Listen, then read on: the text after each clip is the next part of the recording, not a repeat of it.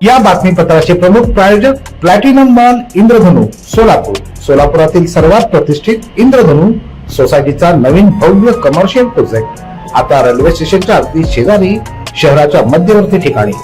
सोलापूर महानगरपालिका निवडणुकीसाठी नामनिर्देशन पत्र दाखल करण्याकरता मंगळवारपासून प्रारंभ होणार आहे.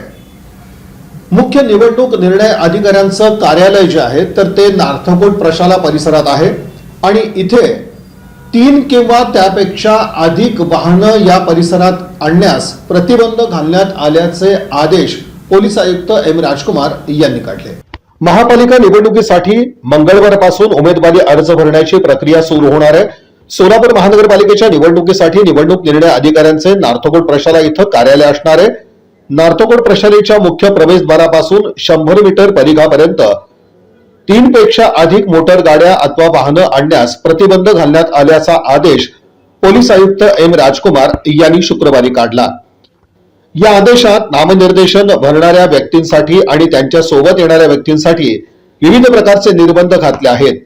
निवडणूक निर्णय अधिकाऱ्यांचे नार्थकोट प्रशाले इथं कार्यालय असेल, त्यामुळे नार्थकोट प्रशाले येथील मुख्य प्रवेशद्वारापासून 100 मीटर परिसरात 3 पेक्षा अधिक मोटार गाड्या अथवा वाहनं आणण्यास प्रतिबंध घालण्यात आलाय.